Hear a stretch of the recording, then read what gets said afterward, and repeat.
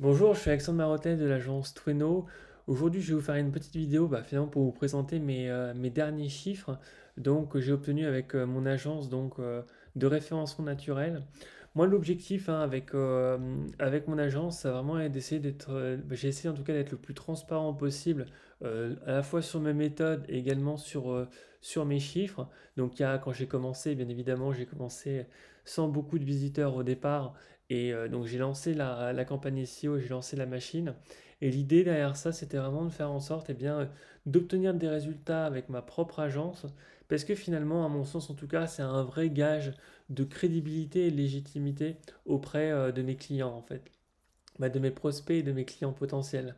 Donc je pense que c'est vraiment le genre de métier finalement où on peut démontrer, alors montrer, voire démontrer son expertise de manière claire, nette et précise, justement grâce à Google Analytics. Et donc tout ce que j'applique pour mes clients, c'est exactement ce que j'applique également pour ma propre agence. Et donc ça me permet notamment d'avoir des résultats qui sont intéressants au fil des différents mois. Donc vous voyez actuellement il y a 6 visiteurs sur mon site web et en fait je fais une vidéo notamment parce qu'en fait on a atteint plus de 16 000 visiteurs sur le site de Tweno en 30 jours. Donc c'est des chiffres qui sont intéressants, surtout si on les met en perspective en fait, hein. Là si on revient il y a 3 mois de ça, donc 90 jours, j'étais à 6700 visiteurs. Donc quasiment en 3 mois, j'ai fait plus de 10 000 visiteurs sur mon site. Donc avec une croissance qui est à la fois saine et organique essentiellement, c'est ce que je vais vous montrer, et qui permet vraiment d'obtenir encore plus de gens qui découvrent mon contenu, qui découvrent ma marque, et ça se traduit forcément également par bien beaucoup plus de gens également qui me contactent pour faire appel finalement à mes services de référencement naturel. Donc au niveau des conversions, j'ai mis en place notamment une page qui permet de vérifier si jamais mes conversions se font correctement, notamment avec la capacité à capter des emails. Donc vous voyez par exemple ici, si vous rentrez votre email, vous allez être redirigé vers une page. Et donc ça me permet de suivre concrètement, est-ce que j'ai de plus en plus de gens également qui rejoignent ma mailing list. Et effectivement, c'est le cas. Donc c'est aussi des chiffres qui sont intéressants, mais je vous présenterai ça un peu plus dans un second temps. Donc voilà, donc là si on regarde le rapport sur les acquisitions, et donc notamment, hop, on va regarder ça donc sur une période de 30 jours. Sans surprise, hein, on est toujours sur un montant de trafic organique qui est extrêmement important sur mon site. Donc on a 88%, ce qui est extrêmement important en fait, hein, par rapport. Moi, c'est pas forcément ce que j'ai tendance d'ailleurs à conseiller à mes clients, parce que je préfère quand on a un trafic qui est un peu plus réparti, de manière un peu plus harmonieuse, disons. Le truc, c'est qu'en fait, j'ai vraiment fait un choix, c'est le fait de faire grandir mon agence uniquement avec du trafic organique, pour vraiment montrer que c'est possible d'obtenir de la visibilité justement dans un secteur qui va être compétitif, comme par exemple le mien, où il y a effectivement les meilleurs professionnels dans le domaine. Néanmoins, en fournissant un effort important et en suivant surtout une méthode extrêmement précise, on arrive à obtenir du trafic grâce en provenant directement de Google. Donc là, essentiellement, moi, ça vient vraiment de là, mon trafic. Un tout petit peu du trafic direct à 10% également, et referral extrêmement mineur, et social encore plus mineur, même si je vais avoir l'occasion de vous parler de LinkedIn dans quelques secondes. Donc voilà, globalement, mon trafic vient essentiellement de Google. Pour moi, c'était vraiment également une sorte de preuve pour vous montrer que le SEO fonctionne à partir du moment où on travaille voilà, de manière propre et méthodique. Et surtout, l'un des éléments aussi qui peut-être me différencie, c'est que je fais vraiment du SEO qui respecte les règles de Google. Donc ça veut dire que là, tous les résultats que j'ai obtenus, c'est sans acheter de backlink ou des liens entrants, qui ne sont pas forcément des pratiques que Google valide, même très loin de là. Par conséquent, c'est vraiment pour vous montrer que vraiment en mettant en place une stratégie claire et en travaillant de manière méthodique, on obtient du résultat en organique. Voilà. Donc voilà, c'était mes premiers chiffres. Alors concernant mon nombre d'abonnés sur ma mailing list, Alors globalement, bah, c'est encore un peu petit, hein, mais ça fait pas si longtemps que ça que j'ai lancé ma mailing list. C'est quelque chose sur lequel voilà, j'avais un peu une sorte de blocage un peu psychologique par rapport à ça. Mais voilà, donc vous voyez, au niveau de l'augmentation, on est sur des augmentations forcément qui sont assez importante parce que bah, ça a commencé depuis peu. Donc, quand on passe de 0 à 1, forcément, c'est une augmentation qui est importante. Donc, au niveau de ce pourcentage qui est ici. Mais dans tous les cas, voilà, l'idée, c'est vraiment d'avoir la possibilité de capter ces emails-là, ce qui va me permettre par la suite, effectivement, de délivrer le maximum de valeur auprès de cette audience qui va être vraiment intéressée par le contenu que je propose en fait. Autre élément effectivement, alors là pour le coup qui est un peu à côté, pas vraiment purement SEO mais un peu à côté, qui va participer notamment au branding. Donc moi au niveau de mon activité, j'ai vraiment priorisé plusieurs choses, hein. Premièrement, j'ai priorisé bien évidemment donc le SEO sur mon site, absolument essentiel. Également ma chaîne YouTube.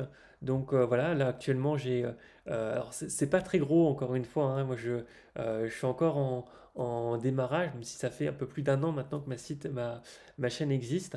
Mais c'est vrai que bon, je suis pas forcément un YouTuber à la base, mais j'ai essayé de faire en sorte en tout cas de délivrer le maximum de valeur, notamment bah, lorsque j'ai créé mon agence Tweno, j'ai fait le choix de me prendre envie de faire des vidéos pour pouvoir montrer un peu de A à Z comment est-ce que j'ai lancé ce projet-là en fait. Et donc l'idée c'est vraiment également pour les gens qui n'ont pas forcément également beaucoup de ressources ou qui ont en tout cas un peu plus de temps et pas forcément de ressources, et bien qu'ils puissent faire le maximum de choses eux-mêmes grâce justement à quelqu'un qui montre comment est-ce qu'il a fait concrètement pour pouvoir créer son activité. Donc bien évidemment, j'ai aussi conscience que certaines de mes vidéos que je peux proposer, notamment mes premières vidéos, peuvent être assez longues parce que je suis quelqu'un bah, qui a fait des choses, donc j'étais dans l'exécution pour mon propre site. Néanmoins, eh bien, ça permet, en tout cas en même temps, de voir un projet être créé depuis le départ avec la dose de doute que ça pouvait comprendre. Par exemple, quand j'ai créé ma chaîne YouTube et j'ai commencé à faire mes premières vidéos, je ne connaissais pas exactement comment ça allait s'appeler le nom de mon agence. Je ne savais pas exactement quel choix j'allais faire sur certains éléments plutôt que d'autres. Donc ça veut dire que par exemple j'ai créé de A à Z ma charte graphique. Bref, énormément d'éléments que j'ai fait le choix d'enregistrer ou de filmer tout ça pour essayer d'être le plus transparent possible et de laisser la possibilité pour les gens qui le souhaitent de voir concrètement que premièrement une agence ou plutôt un site, bah, ça prend du temps hein, pour pouvoir que ça soit créé. Et surtout, l'idée pour moi, c'était d'éviter d'éluder au maximum certaines informations et de vraiment d'essayer de retranscrire la partie de doute qui est forcément quelque chose d'important quand on est entrepreneur, contrairement d'ailleurs à parfois quand on écoute des entrepreneurs, notamment qui ont eu du succès, ben, quand ils expliquent l'histoire, en fait, ben, c'est très facile de dire que tout a été simple, en tout cas que tout paraissait simple aujourd'hui, alors que concrètement, forcément, ils sont passés également par énormément de doutes, en fait. Donc voilà. Alors, autre point effectivement que j'ai développé, alors je voulais vous montrer ça aussi parce qu'en fait maintenant j'ai plus de 400 abonnés sur ma chaîne YouTube, donc encore une fois c'est petit, mais bah, comme toujours chez moi, hein, c'est pas des abonnés que j'ai achetés ou je ne sais quoi. Parfois, bon, ça peut être deux choses qui peuvent être faisables et d'ailleurs qui coûtent pas forcément cher. Le truc c'est que quand on achète des robots ou quand on achète des gens qui parlent pas la même langue, pas forcément, alors oui, on a des abonnés supplémentaires, mais ça sert à rien en fait. Donc, comme avec mon site, donc Tweno, j'ai vraiment fait en sorte de ne pas griller les étapes en simulant une sorte de trafic ou ce genre de choses, pas du tout. J'ai vraiment essayé de faire les choses le plus correctement possible. Donc, j'ai pas, par exemple, là sur ma chaîne YouTube, j'ai pas acheté des abonnés. C'est vraiment quelque chose qui est naturel. Et d'ailleurs, bah, vous voyez, en un an de temps, j'arrive à ce montant-là, ce qui n'est pas extraordinaire. Néanmoins, bah, c'est, en tout cas, je l'espère, des gens qui ont vraiment à cœur de suivre ce que je propose, en tout cas. Donc voilà, et donc concernant LinkedIn, alors même chose, alors sur LinkedIn pour le coup j'ai à peu près 8000 personnes qui me suivent.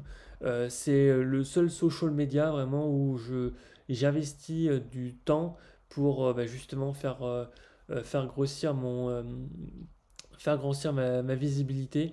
Et donc là, vous voyez, hein, j'ai 8000 abonnés, un peu plus, pratiquement 9000 maintenant, abonnés sur LinkedIn. Et même principe, hein, j'ai pas du tout, je n'utilise absolument aucun robot, aucune automatisation qui rend, à mon sens en tout cas, souvent ce réseau social parfois un peu insupportable d'ailleurs. Donc se faire spammer sans arrêt, bah, c'est un peu pénible en fait, hein. Donc je peux comprendre que ça soit une plateforme professionnelle, par conséquent, eh bien, c'est intéressant pour faire des ventes. Néanmoins, je pense qu'aussi la bonne façon de faire, eh bien, c'est en faisant les choses de manière naturelle en fait. Et donc moi, j'ai pas du tout tendance à être pushy ou faire du forcing par rapport pour pousser à la vente, parce que probablement c'est des choses en fait qui fonctionnent pas du tout chez moi. Et en fait, je me suis tout simplement dit que, bah, effectivement, bah, si ça fonctionne pas chez moi, je pense que bah, chez mon audience non plus. Et donc c'est vrai que c'est pas du tout des choses que j'ai mis en place. Donc là, pareil, au niveau des abonnés, les seules personnes que je rajoute, quand j'y pense en tout cas, c'est des gens par exemple qui auront interagi avec mes contenus, avec mes posts, parce que je considère que par conséquent, c'est peut-être des gens qui sont un peu plus intéressés que les autres. Mais je suis très très loin de rajouter la terre entière de manière automatisée. Par exemple, il peut y avoir des robots qui rajoutent 10, 15 personnes en automatique. Ils vont vous prétendre d'ailleurs souvent que c'est ultra ciblé. Bon, objectivement, moi je préfère avoir une audience qui est plus petite par rapport par exemple à des gens qui vont avoir 30 000, 40 000 ou voire plus, hein, 50 000 abonnés. Je préfère avoir une communauté qui est peut-être un peu plus petite, mais qui est vraiment engagée. Et j'ai un peu le sentiment que c'est ce qui se passe actuellement voilà, quand je fais mes posts. Voilà, bon, j'ai des commentaires qui viennent régulièrement. Donc là, vous voyez par exemple des likes et des commentaires. Donc voilà, euh, ça permet comme ça d'avoir quand même de la visibilité, notamment de faire du branding. C'est des choses importantes.